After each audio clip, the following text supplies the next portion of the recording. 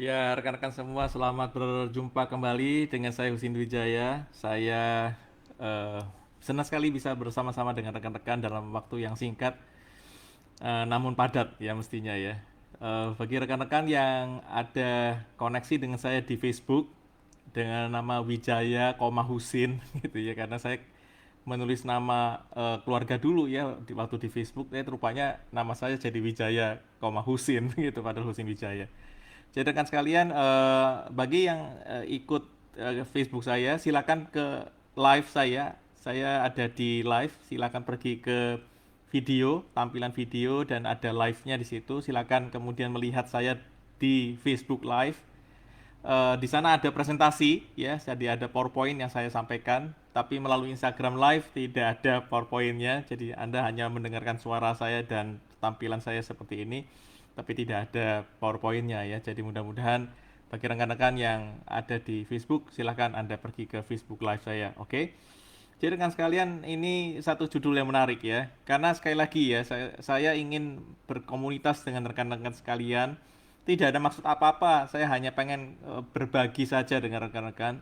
Jadi saya mengharapkan rekan-rekan untuk nanti join ke Facebook saya begitu ya, di eh, psikologi generasi sukses gitu ya, psikologi generasi sukses. Bagi rekan-rekan yang lihat profil saya, silakan di profil saya ada linknya di situ ya, silakan klik kemudian Anda bisa bergabung. Dan bagi rekan-rekan yang ada di Facebook ya, selamat bertemu juga rekan-rekan semua. Saya ingin membawakan suatu tema yang menarik, oleh karena bagi saya sukses itu adalah satu perjalanan, jadi bukan tujuan. Dan ini adalah hasil riset rekan sekalian. Jadi sekali lagi saya tidak ingin sama dengan rekan-rekan motivator sukses lainnya yang membara-bara kemudian memberikan Anda satu suntikan-suntikan motivasi. Silahkan Anda kalau ingin mendapatkan suntikan-suntikan seperti itu. Tetapi saya ingin membahas sukses dari level research sebenarnya ya, dari level research. Jadi saya ingin rekan-rekan memanfaatkan hasil research yang global ini, yang luar biasa hebat ini, yang dilakukan oleh banyak profesor dari Harvard, dari MIT, ya, dari Wharton, macam-macam sekolah-sekolah terbaik di dunia. Mereka melakukan riset. Sayang sekali risetnya hanya dipublikasi di Amerika Eropa, ya kan. Jadi saya pikir apakah baiknya ya, alangkah baiknya kalau kemudian saya bawakan juga ke rekan-rekan agar rekan-rekan bisa belajar ya hasil riset ini dan membandingkannya dengan landscape Indonesia. Oke. Tapi saya rasa karena risetnya riset sosial begitu ya, saya rasa hampir bisa dipastikan bahwa riset-riset ini akan cocok juga buat rekan-rekan juga begitu. Jadi rekan sekalian, kita mau sukses bukan? Jikalau Anda ingin sukses, Anda harus pakai ilmu pengetahuan. Anda harus pakai riset-riset ini. Oleh karena apa? Riset ini kan sayang ya, sudah interview ratusan orang, ya kan melakukan FGD ratusan orang, dilakukan oleh universitas terhebat di dunia. Masa kita nggak mau pakai, rekan sekalian? Oke? Jadi rekan sekalian, saya bukan motivator, tetapi saya ingin Anda sukses dengan menggunakan metode-metode yang sangat sahih, yang valid begitu. Oleh karena kita di dunia digital, kita belajar untuk melakukan tes dan melakukan validasi. Jadi kan sekalian kita harus validasi, kita harus ngetes, kita harus berusaha untuk mengembangkan kemampuan kita begitu ya melalui ilmu pengetahuan yang baik ini. Sekali lagi kita akan belajar, oke? Jadi sebuah perjalanan sukses ini dimulai dari sebuah penelitian oleh seorang milioner bernama Richard St. John ya. Jadi rekan-rekan nanti pergi ke lihat ke Google, ketik nama Richard St. John ya, ST ya, Saint ya, ST John begitu, dan ini dia seorang milioner yang luar biasa sekali, investor yang sangat terkenal sebenarnya di Amerika. Dan suatu ketika dia itu karena sudah tua ya, kemudian dia merasa kok kayak gini-gini aja sukses. Apa benar sukses itu cuman duit, cuman harta, cuman materi? Akhirnya dia mulai berpikir-pikir, ah ini sudah saatnya nih, saya melakukan konfirmasi validasi. Akhirnya dia menginterview ya 500 orang kaya temennya ini. 500, bayangin, 500 orang kaya, susah ketemu orang kaya ya. Ketemu satu dua aja susah setengah, susah ya, apalagi ketemu 500 ini. 500 orang kaya ini diinterview sama dia. Luar biasa hebat ya, waktu dan dedikasinya. Jadi Richard St. John ini dia melakukan interview ke 500 orang kaya dan kemudian dia melakukan penelitian dan akhirnya dia menemukan 8, dia menemukan 8 sifat yang umum sekali gitu, sifat yang umum sekali atau 8 aktivitas yang umum sekali yang dimiliki oleh 500 orang kaya ini. Nah, ini hasil riset rekan sekalian ya. Jadi ini bukan abal-abal, bukan karena saya observasi apa kemudian saya kemudian melihat-lihat, enggak gitu ya. Ini adalah hasil riset yang beneran. Dan kemudian dia membuat buku judulnya The Eight Traits Successful People Have in Common. Ya, Eight to be Great judul bukunya. Ya, silakan kalau Anda ingin beli bukunya, bagus sekali. Judulnya Eight to be Great. Jadi kan sekalian dia kemudian memaparkan begini, bahwa di dalam proses menjadi orang sukses ini dia mengatakan 500 orang ini punya beberapa hal yang sama.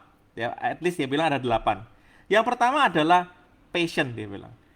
Dia mengatakan let passion be your guide. Nah, ingat beberapa waktu yang lalu saya juga membahas tentang fit theory dan juga berkaitan dengan develop theory. Bagi rekan-rekan yang ingin tahu tentang fit theory dan develop theory, silakan gabung ke Facebook group saya, FB group saya di Psikologi Generasi Sukses. Psikologinya Indonesia ya, Psikologi Generasi Sukses. Silakan gabung. Di sana materi-materi videonya semua lengkap gitu ya. Silakan. Saya akan terus ya kan ingin menjadikan Facebook group Psikologi Generasi Sukses sebagai perpustakaan sukses terbesar di Indonesia. Saya akan terus ini bertahun-tahun, saya akan terus untuk memberikan Anda masukan bagaimana Anda sukses. Dan let passion be your guide ini berarti apa? Berarti berkaitan dengan fit theory. Jadi teori fit ini ternyata ampuh ya. Ketika Anda punya passion, punya hasrat, punya sesuatu yang Anda impikan dan Anda ingin nyatakan, jadikan satu kenyataan. Ini kekuatan dari dalam yang luar biasa, inner power yang luar biasa. Sehingga orang-orang seperti ini tidak mementingkan hasilnya. Yang dia pentingkan adalah proses di dalam mencapainya. Dia sangat mengagumi proses ini ya. Jadi let passion be your guide. Jadi rupanya 500 orang kaya dunia ini munculnya itu dari fit theory. Nah, kemarin waktu itu saya juga membahas bahwa fit theory selalu duluan. Ya kan, baru kemudian dalam perjalanan perlu develop teori, yaitu bagaimana kita mengembangkan mimpi kita dengan belajar ya kan, knowledge, skill, attitude. Kita belajar memupuk mimpi itu dengan skill, dengan kemampuan, dengan akselerasi pengetahuan dan seterusnya. Jadi sekalian, jadi orang ini, 500 orang ini tidak terantusias ya, tidak terdorong oleh duit rupanya. Tapi didorong oleh apa? Didorong oleh sesuatu yang mereka impikan, sesuatu yang mereka idam-idamkan begitu. Dan nanti ke depan akan menjadi kaya raya, ya tentunya kita tahu ceritanya. Jadi kan sekalian, kalau Anda ingin menjadi sukses, let passion be your guide. Itu yang pertama. Yang kedua, be industrious yet playful. Jadi kan sekalian, ini sesuatu yang menarik. Oleh karena apa? Karena rupanya rekan-rekan 500 orang kaya ini, ya tentunya kita tahu bahwa 500 orang kaya ini tidak mesti generasi X baby boomer toh. Mereka juga perwakilan generasi Y tentunya. Ada generasi Y, millennials. Jadi ini kumpulan 3 generasi dan kemudian mereka mengatakan bahwa apa? Kamu tuh harus rajin, dia bilang gitu. Kamu harus rajin. Tidak ada orang sukses yang tidak rajin katanya gitu. Males itu adalah apa? Adalah lawan dari sukses. Jadi kan sekalian kalau Anda mulai males gitu ya, berarti Anda sudah tidak menjalankan yang kedua ini. Ya kan, dari 8 common traits of successful people in the world. Ya, nomor 2 adalah rajin katanya. Kamu harus rajin. Ibu bapak saya selalu bilang sama saya gini, Sin, bangun pagi. Bangun pagi. Kalau bisa jam 5 udah bangun. Bagi rekan-rekan Islam, Muslim, jam 5 sholat Anda. Mungkin Anda sudah jam 4 udah bangun begitu ya.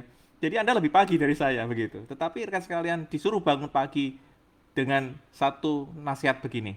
Kamu kalau rajin pangkal kaya, kamu kalau bangun pagi, ya kan sebelum orang bangun, berarti kamu sudah mempersiapkan diri untuk mendapatkan rezeki. Jadi rekan sekalian, be industrious, jadi rajin itu penting sekali. Tetapi, ada tapinya, rupanya dari 500 orang ini juga mengatakan bahwa rajin boleh, tapi playful juga dia bilang. Have fun, ya. Kamu rajin katanya ngerjain sesuatu, tetapi kalau nggak ada funnya, stres mulu, ya kan malah jadi sesuatu yang nggak menarik gitu loh. Kamu harus rajin, tetapi playful. Kamu harus fun gitu ya. Ya rajin itu harus ada funnya. Ya luar biasa ya. Jadi sesuatu yang sangat yang sangat bertolak belakang, tetapi disatukan ya. Bagaimana? rajin itu kan kesannya serius gitu ya. Kesannya itu adalah ya fokus gitu. Tapi ini disuruh playful katanya gitu. Jadi kan sekalian be industrious yet playful ini sesuatu yang paradoks tetapi mempunyai nilai arti yang luar biasa penting, yaitu bahwa kamu harus bisa ya kan rajin tetapi juga menyenangi kerajinan itu. Ketiga, develop expertise. Nah, mulai masuk ke develop teori. Ya, jadi ingat rekan sekalian, saya pakai hasil riset-riset ini. Jadi ini bukan abal-abal, ini bukan abal-abal. Kalau kamu mau sukses, pakai hasil riset yang dilakukan oleh banyak tokoh-tokoh hebat ini. Jadi yang ketiga ini benar-benar pas dengan apa yang saya bahas beberapa waktu yang lalu berkaitan dengan fit teori dan develop teori. Orang sukses itu tidak hanya dari passion. Kalau dari passion aja, tidak ada keahliannya, lama-lama padem. Kenapa? Karena dia mentok. Tapi kalau dia punya passion, dia cari akal, cari akal, cari akal. Tetapi akhirnya akal itu pun juga membutuhkan knowledge ya, skill, attitude, membutuhkan pengetahuan, keahlian, dan sikap-sikap tertentu. Jadi kan sekalian, Anda harus develop expertise Anda. Kamu harus mendalami expertise Anda. Tadi ada satu rekan anggota Instagram saya juga ya, pembelajar hidup. Dia tag saya sebuah pernyataan bahwa film Kung Fu Hustle itu gitu ya mengatakan bahwa kalau kamu tidak mahir tidak sungguh-sungguh mahir kamu pasti akan mati katanya gitu. Jadi saya memberikan komen gitu ya bahwa sungguh-sungguh mahir itu adalah memang itu adalah startup itu mahir banget lihat peluang, mahir banget lihat apa yang ada di celah-celah ini. Ketika semua perusahaan besar tidak mau nyentuh itu, dia sentuh. Kenapa? Karena bagi dia itu big things, bagi perusahaan besar small things. Nggak mau perusahaan besar untuk masuk ke wilayah itu. Kenapa? Karena costly, terlalu berbiaya tinggi, sehingga akhirnya dibiarkan. Nah, itu menjadi satu bagian yang penting di dalam pengembangan startup. Startup harus jeli melihat sesuatu yang kecil-kecil seperti itu, ya. Oleh karena itu, Anda harus develop expertise, harus mengembangkan keahlianmu di bidang itu, ya. Silakan. Terus yang keempat adalah maintain fokus. Jadi kan sekalian ini ada bukunya ini. Daniel Goleman pernah menulis buku, seorang pakar ya Pak ya. Kalau boleh saya katakan seorang pakar psikologi ya walaupun dia juga wartawan. Dia mengatakan bahwa ya kan dia adalah orang yang sangat ini ya, sangat percaya bahwa pikiran kita ini, energi kita ini kalau kita fokuskan itu kayak laser nembusin batu. Jadi kan sekalian kalian harus fokus. Jangan macam-macam pikirannya di awal-awal. Bisnis itu tidak bisa ke sana kemari. Bisnis itu harus fokus, fokus, fokus, fokus, fokus, fokus. Kalau sudah mulai agak jalan, sudah mulai autopilot, baru kamu kemudian pikirin yang lain, gitu loh. Jadi jangan cuma pikirin ini diversifikasi, diversifikasi, diversifikasi, lupa tentang intensifikasi. Jadi kan sekalian jangan tidak fokus. Kalian harus fokus. Give your work all the attention it needs katanya gitu ya. Jadi kasih pekerjaanmu tuh fokus yang banyak ya yang mereka butuhkan. Yang kelima adalah forge ahead. Maksudnya forge ahead adalah push yourself ya. Jadi kamu tahu ada zona nyaman kan? Ada zona nyaman. Kita itu suka hidup di zona nyaman. Kita harus nge-push, saudara. Nanti saya akan tunjukkan hasil penelitian dari Profesor Erika Anderson dari Harvard ya. Jadi ini seorang perempuan tapi profesor, luar biasa. Nanti saya habis ini ya, saya jelaskan. Jadi force your head ini adalah apa? Push yourself. Kamu harus dorong dirimu, cari terus, jangan pernah puas, jangan pernah puas. Kenapa? Karena tantangan yang Anda hadapi itu tidak gampang. Ya naik turun, naik turun. Anda tahu kan Anda pembisnis ya. Tadi saya barusan online dengan Pak Albert ya, mungkin Pak Albert masih di sini gitu ya. Terima kasih Pak Albert. Tapi lihat Pak Albert ada ciri entrepreneur yang luar biasa. Dia fokus sampai cari terus. Ya kemudian minta pendapat saya ini itu luar biasa. Saya senang sekali ketemu Pak Albert tadi ya gitu ya. Kenapa? Karena dia push himself, dia mendorong dirinya untuk belajar. Tidak gampang kan ketemu entrepreneur yang mau belajar. Entrepreneur biasanya itu percaya pada dirinya sendiri, ya kan, puas dengan dirinya sendiri, merasa dirinya pinter gitu ya. Orang lain tuh tidak tahu apa-apa, ya saya yang tahu sendiri. Nah salah kamu sudah kayak gitu. Seorang entrepreneur yang baik adalah apa? Belajar. Di luar sana banyak sekali ya perspektif, ide, ilmu baru yang mungkin Anda bisa pakai untuk bisnismu dan Anda harus cari. Rekan sekalian, kita harus mendorong diri kita sendiri. Agar apa? Agar kita bisa menjawab keraguan kita. Kadang-kadang kita dalam bisnis kan suka ada ragunya ya. Bener nggak ini, bener nggak itu. Tapi kalau kita mau coba, kita mau belajar, kita mau dorong diri kita sendiri, terus dorong. Anda berarti apa? Mengalami, akhirnya Anda tahu mana salah, mana benar. Ya kan, Elon Musk mengatakan begitu kan. Aku nggak mau pakai gaya Toyota, dia bilang. Toyota itu katanya terlalu hierarki, birokratik katanya gitu ya. Toyota Way itu katanya sudah kuno, dia bilang. Kenapa? Karena begitu sampai di ujung belum belum tentu bisa dipakai. Ternyata tahu salah gitu ya, tapi proses sudah berjalan begitu lama. Sedangkan Tesla menggunakan cara apa? Tes tes tes, salah, sepet langsung balik lagi cari yang benar begitu ya. Jadi mereka berusaha untuk mencari kesalahan dengan cepat. Kan sekalian, itu yang kelima. Yang keenam adalah aim to serve others. Rekan sekalian, hari ini saya melayani Anda semua. Saya melayani Anda semua. Ilmu ini ya kan, kalau saya minta bayar, mestinya kalian bayar. Begitu ya. Tapi gratis. Saya kasih gratis ini buat apa? Bukan untuk apa-apa. Tetapi saya ingin memajukan UKM Indonesia. Oleh karena itu, rekan sekalian, melayani orang lain itu adalah sifat entrepreneur sejati. Anda harus rendah hati, Anda harus tidak puas diri, ya kan? Ketika Anda punya duit, punya kemampuan, why not? Kamu bisa bantu orang lain. Sekali lagi rekan sekalian, membantu orang lain bukan sekedar pahala, bukan sekedar dapat rezeki, tetapi membantu orang lain adalah sifat asli seorang entrepreneur. Seorang yang apa? Yang benar-benar rela memberikan hati dan waktu dan tenaganya, uangnya dan segala macam untuk kepentingan yang lebih luas. Kan sekalian, saya bisa, ya kan? Saya bukan orang kaya, bukan apa ya. Saya guru berapa sih gajinya? Ya, tetapi rekan sekalian lihat, perhatikan, gitu ya. Saya sudah puluhan ribu murid dan hari ini banyak sekali murid saya orang sukses. Banyak sekali sudah jadi direktur utama, dirut dan dapat direktur dan macam-macam. Bahkan jadi owner-owner yang hebat-hebat. Bangga enggak? Saya bangga sekali. Kenapa? Karena I serve others. I serve others. Dan yang ketujuh adalah be inquisitive. Be inquisitive artinya apa? Terus nyari tahu, ya curiosity, ya. Jadi pengen tahu apa pengen tahu. Kita kadang-kadang semakin tua ya kan, karena semakin tidak pengen tahu gitu loh ya kan. Kenapa? Karena kita merasa udah cukup, udah puas, udah tahu segala hal. Padahal kamu tidak tahu segala hal. Kita punya otak tidak mampu mengingat segala sesuatu. Jadi kita terus belajar, terus cari tahu, terus ingin tahu. Itu adalah bagian daripada entrepreneurship, ya kan? Jadi sukses rekan sekalian adalah suatu perjalanan seperti ini, gitu ya. Jadi Anda harus tahu, pengen tahu, pengen tahu, pengen tahu, pengen tahu. Kenapa sih begitu? Ya, agar kita bisa menjadi orang yang lebih hebat. Yang terakhir, remain persistent. Nah, ini kalau rekan-rekan sekalian perhatikan ya, rupanya gaya hidup ya yang terus ngotot begitu ya. Saya lagi baca sebuah buku membahas tentang tokoh-tokoh orang sukses dan mereka mengatakan ada satu ciri yang luar biasa juga yaitu apa? Ngotot katanya gitu. Orang-orang sukses itu ngotot. Jadi kan sekalian persisten itu ngotot ya. Anda harus ngotot. Anda harus terus hantam masa. Jadi kan sekalian ini adalah si penelitian dari Richard Saint John, ya seorang milenial dan dia mengatakan inilah perjalanannya orang-orang 500 orang itu. Nah, saya boleh katakan bahwa sukses itu bukan tujuan akhir. Sukses itu adalah berada dalam satu posisi di mana kamu tuh damping-dampingan dengan dia di dalam perjalanan. Kalau Anda menetapkan sukses itu tujuan hidupmu, adalah tujuan akhirmu, maka kamu selalu ada di belakang sukses itu. Kenapa? Kenapa kamu selalu di belakang sukses itu? Karena sukses itu selalu naik turun. Perjalanan untuk sukses itu naik turun. Tanya Pak Albert, tanya rekan-rekan yang ini, yang hebat-hebat ini. Kalau Anda seorang pengusaha, Anda tahu bahwa apa? Usaha itu naik turun, naik turun. Nggak mungkin lurus lempeng, kemudian garisnya naik ke atas begitu terus-menerus. Nggak bisa. Naik turun, naik turun. Ya, Anda perhatikan kripto, kemarin Jumat down lagi ya. Pang, pang, pang, pang, pang, sampai hari Minggu. Ya kan, bikin resah. Ya kan, tapi begitu Senin naik lagi gitu ya. Nah ini, saya rasa ini sesuatu yang sangat menarik, yaitu apa? Sukses itu kalau jadikan tujuan akhir, berarti kamu selalu berada di belakang sukses itu. Sukses yang menang sebenarnya, bukan kita.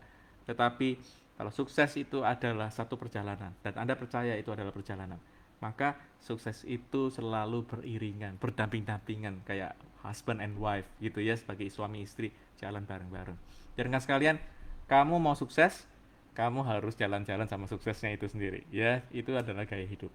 Dan saya rasa pertanyaan yang saya harus jawab sebelum saya akhiri ini, karena saya memang selalu mau pendek-pendek saja begitu ya, karena kita harus teruskan nanti di Facebook group gitu ya. Kan sekalian, tantangan terbesar di dalam perjalanan sukses ini apa sih? Nah ini saya tanya-tanya sih dari tadi gitu ya, saya pikir-pikir apa sih yang membuat kita itu jadi nggak sukses gitu. Ya kan kita tahu bahwa sukses itu perjalanan. Kita tahu harus persisten, kita harus fokus, kita harus kemudian ini ya, serve others, banyak sekali nasihat tadi. Tapi kok rasanya banyak yang gagal. Kenapa? Karena kita enggan sebenarnya untuk jalan bareng sama sukses itu.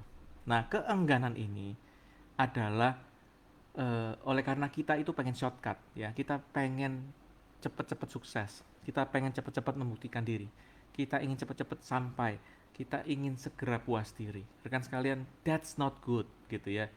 Proses di dalam mencapai sukses bukan sebentar, prosesnya agak lama ya. Ada yang jalannya ke kiri ke kanan, ada yang lurus belok kiri belok kanan, ada yang zigzag. Jalan itu kayak gitu rekan sekalian ya.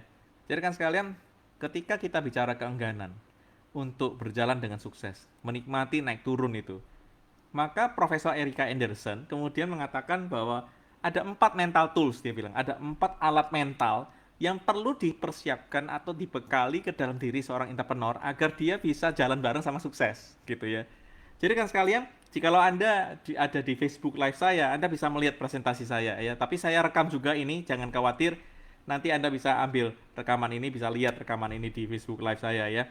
Dan sekali lagi, saya nanti akan paparkan ini PowerPoint-nya, saya akan upload juga ya ke Facebook grup saya di Psikologi Generasi Sukses. Monggo silakan gabung ya ke Psikologi Generasi Sukses ya, Facebook grup. Ingat ya, Facebook grup. Ya ini bukan Instagram tapi Facebook grup.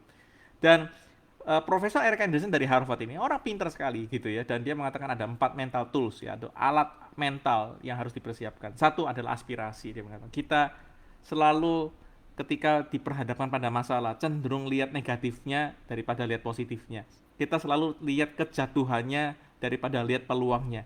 Rekan sekalian, Profesor Eric Anderson mengatakan mental tools yang benar adalah ketika menghadapi masalah tantangan harus lihat peluang. Jangan cuma lihat kejatuhannya, jangan lihat kemalangannya, jangan lihat kesusahannya. Lihat juga kalau di depan sana ya kan kamu ada satu gambar gunung yang indah sekali ya kan, dengan lukisan yang indah sekali. Maukah Anda menuju ke situ? Anda mungkin berada di tengah hutan yang lebat, Anda tersesat. Tetapi begitu melihat dan membayangkan di depan sana ada satu ya tempat yang indah sekali, penuh dengan makanan dan minuman. Anda mau ke sana enggak? Rekan sekalian, menurut Profesor Erika Anderson, solusi untuk menghadapi ketika kita selalu negatif itu ya adalah apa? Adalah membayangkan tujuan akhir, ya membayangkan tujuan akhir. Jadi tujuan akhirmu apa rekan sekalian, gitu ya. Terus yang berikutnya yang kedua adalah pengetahuan tentang diri sendiri. Oke, pengetahuan tentang diri sendiri ini penting sekali. Oleh karena apa? Karena kita itu, rekan sekalian, kita itu punya kelemahan, ketidaktahuan. Anda itu punya weakness gitu dan blind spot. Ya kita semua ada itu kan, kelemahan dan blind spot. Makanya rekan sekalian, ketika Anda tahu ada orang lain lemah dan tidak tahu, jangan suka dicecer gitu loh, jangan suka dihina gitu, jangan rekan sekalian. Kita bukan orang itu ya, kita adalah entrepreneur yang hebat ya, kita wirausaha yang hebat, UKM yang hebat. UKM yang hebat adalah melihat bahwa kita juga ada kelemahan, ada kekurangan, ada blind spotnya, ada ketidaktahuan. Jadi jangan sampai saling ini loh, saling musuh-musuhan, saling sikut-sikutan. Aduh, apa sih itu? Gitu ya, rekan sekalian. Kita adalah bangsa yang besar, bangsa yang hebat, bukan UKM yang hebat. Jadi jangan gini-ginian gitu gontok-gontokan. Oke, okay? Please make sure kita peaceful, kita berusaha untuk damai, dan kita berusaha untuk terobos halangan-halangan yang ada ini. Ya, dengan menyadari bahwa kita lemah, kita juga kurang, kita juga blind spot, kita tidak tahu. Ya, kita akhirnya bisa lebih banyak ya rendah hati untuk menghadapi situasi, bukan? Maka Profesor Erika Anderson mengatakan self awareness sangat penting sekali. Nah, cara untuk mendapatkan self awareness yang baik, cara untuk tahu kita lemah di mana, kuat di mana, kita perlu melakukan SWOT analysis ya, melakukan analisa SWOT, SWOT, strength, weakness, opportunity, threat. Ya, jadi strength, weakness ya, kuat lemah gitu ya, kemudian opportunity peluang, dan threat itu ancaman. Jadi SWOT gitu ya. Jadi SWOT ini adalah satu alat analisa yang umum sekali. Rekan-rekan sekalian, Anda pasti pernah dengar ini analisa ini. Dan lakukan itu untuk dirimu sendiri gitu loh. Maksudnya agar kamu bisa mengembangkan diri terus-menerus. Anda tahu Anda lemah di sini, Anda kuatkan. Anda tahu Anda kuat di sini, Anda makin kuatkan begitu ya. Jadi rekan sekalian, jangan putus asa. Ketika Anda tahu dirimu banyak kelemahan, banyak kekurangan. Di luar sana banyak orang hebat yang mau bantu Anda. Ya rekan sekalian, Kalau tidak ada orang hebat yang mau bantu Anda, saya akan bantu Anda. Rekan sekalian, saya akan bantu Anda. Oke. Rekan sekalian yang ketiga, keingintahuan. Ya, jadi tadi Richard St. John juga mengatakan bahwa apa? Orang yang hebat, 500 orang kaya itu punya ciri. Salah satunya adalah apa? Dia inquisitif. Dia adalah orang yang ingin tahu, tahu, tahu, tahu. Pengen cari tahu. Mereka dilahirkan dengan penuh ingin tahu.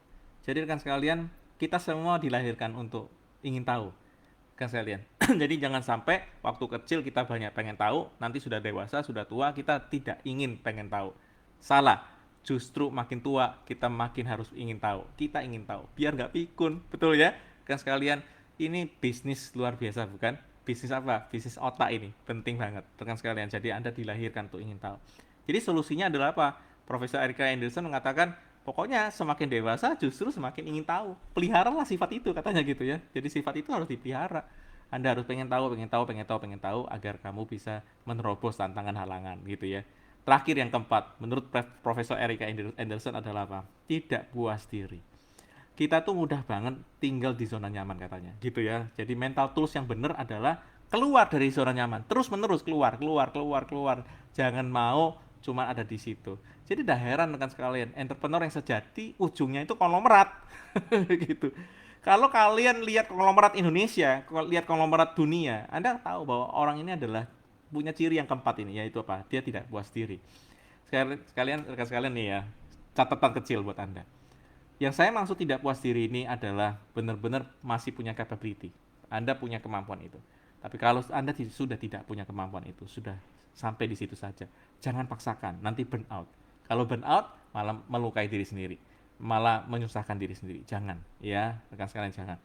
Ya, barusan ini saya dengar kabar presidennya Lazada, ya, dunia, ya, seorang ibu mengundurkan diri. Alasannya sangat bagus. Dia mengatakan, aku alasannya adalah keluarga. Aku pengen beresin. Aku pengen sama-sama dengan keluarga dulu deh, begitu ya. Saya sudah karir sekian lama, jadi orang top di Lazada. Sekarang saya mau kembali kepada keluarga. Rekan sekalian, dia tahu kapabilitasnya. Dia ngerti ujung akhirnya.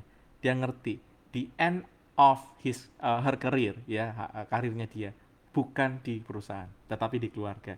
Rekan sekalian, ini sesuatu yang menarik. Jadi tidak puas diri bukan berarti Anda memaksakan diri sedemikian sehingga melukai diri Anda dan melukai orang-orang yang kalian cintai. Jangan, ya jangan begitu.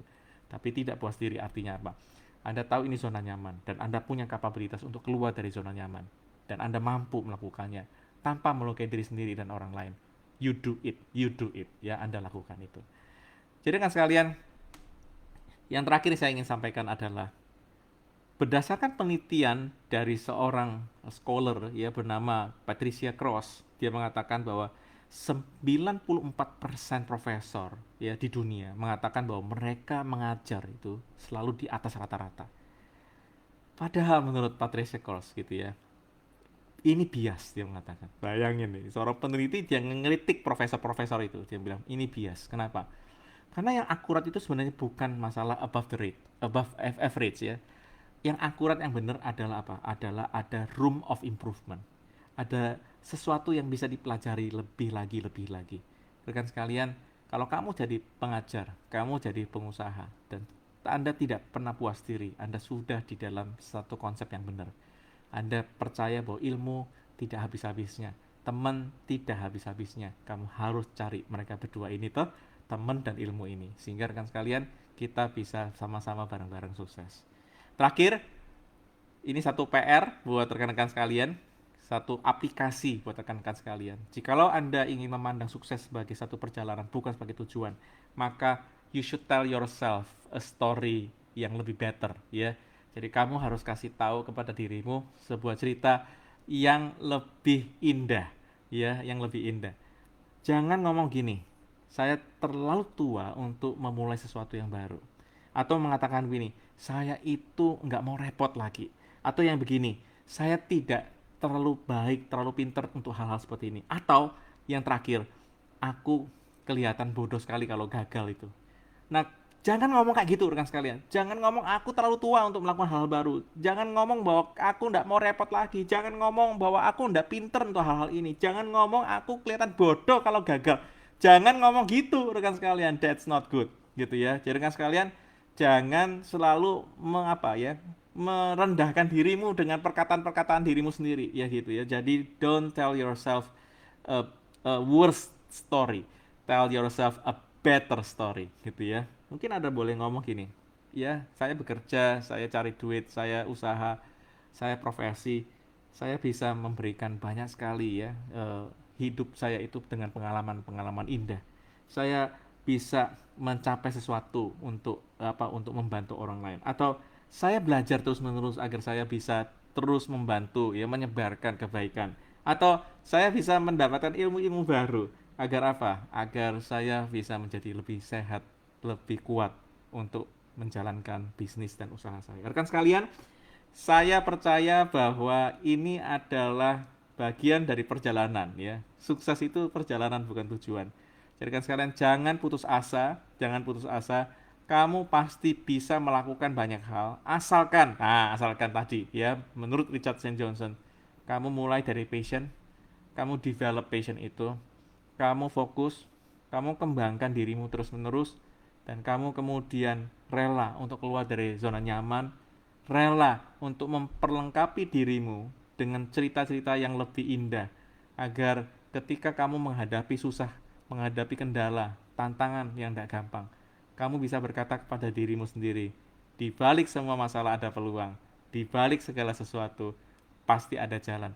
Rekan sekalian, sukses untuk Anda semua. Salam bahagia. Sampai jumpa di Psikologi Generasi Sukses Facebook grup saya. Please gabung. Saya tidak minta kamu untuk ini itu, enggak ada. Saya ingin rekan gabung aja. Gabung, nantikan semua materi-materi dari saya kumpulkan hasil riset terbaru tentang sukses yang Anda bisa pakai sewaktu-waktu untuk membuat dirimu sukses. Anda boleh pakai juga materi saya untuk rekan-rekan kamu di kantor. Pakai saja silakan, ya kan, free, saya tidak bayar. Silakan pakai.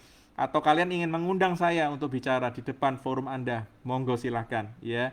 Sekali lagi rekan sekalian, kita bareng-bareng yuk untuk kemudian menyukseskan daripada Indonesia menjadi lebih baik, UKM yang lebih hebat. Rekan sekalian, terima kasih. Ya, sampai jumpa. Nanti kita ketemu lagi dengan materi-materi berikutnya. Oke? Besok kita ketemu lagi. Oke? Bye bye. See you.